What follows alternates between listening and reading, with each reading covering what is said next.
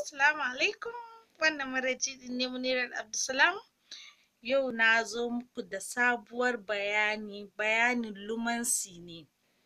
Wato bayanin da ya shafi ma'aurata. Kuna tambaya na mene manufar lumansi? Lumansi na gaya muku sex ne. So yau na zo da bayani. Na ga ana ta biki kwanan nan, congratulations. Sauran yadda kuma za a ci gindi.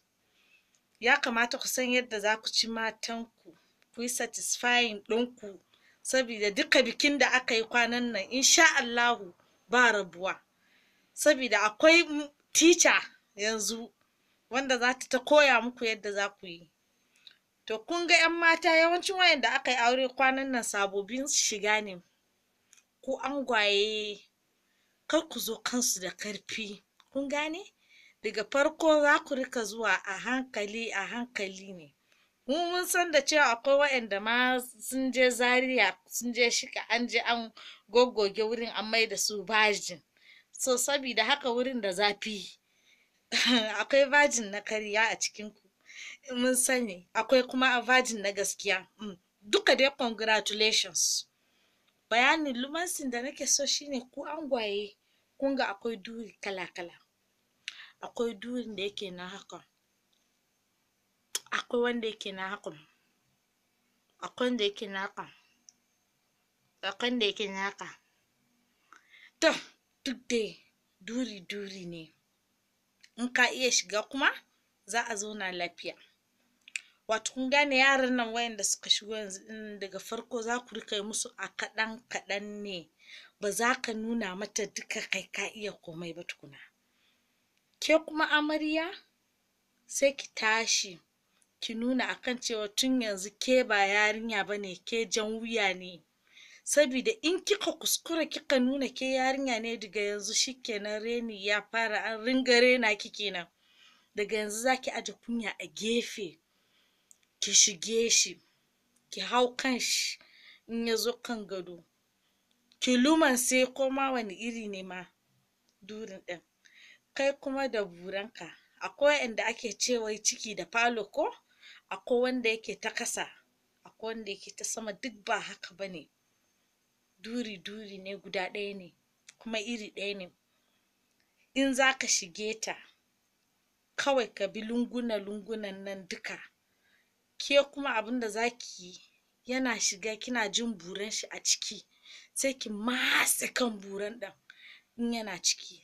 Sai ki sake in yana fita. Sai ki ƙara ki matse in yana ciki. Sai ki ƙara ki sake in yana fita.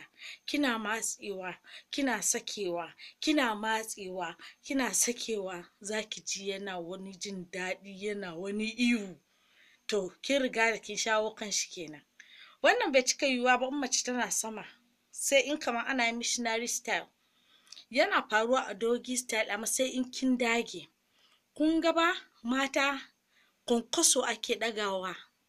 Ba wai ko ki shakin na gindi kina shakin gwatso shine ci ɗin ba, ta can ciki ne yadda yake ci ta can jiki. In kina gwatson nan kina kan ɗaga hips ɗinki ya rika ɗaguwa kamar kina rawan a wilo, kamar kina rawan mene ma ake kira ne ma uku can cinkin cikin haka zaki ta yi.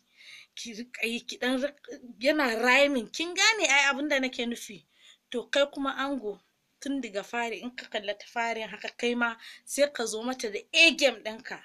Ka rika bugawa ba dare ba rana, kana bugawa. To in kuna cikin buga nan da ko da yaushe kuna samun satisfaction daga wurin juna, to shikenan an sami biyan bukata. Na nemi taimako a wurin ku, kun ki ku taimaka min ko?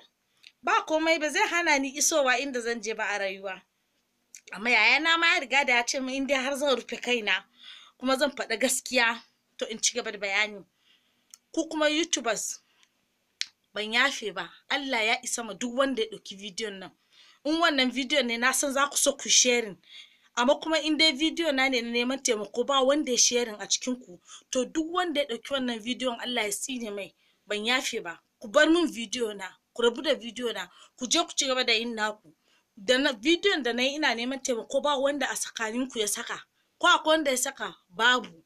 amma wannan na san cewa za ku ɗauka saboda na yi bayani lumansi. Duk wanda ya sata min bidiyo ban yafe ba, Allah ya isa tsakanina da shi, kuma wallahi sai Allah ya anshi addu'a na, saboda ku munafukai ne, ba ku san Allah ba, yawancin ku ƴan iska kawai.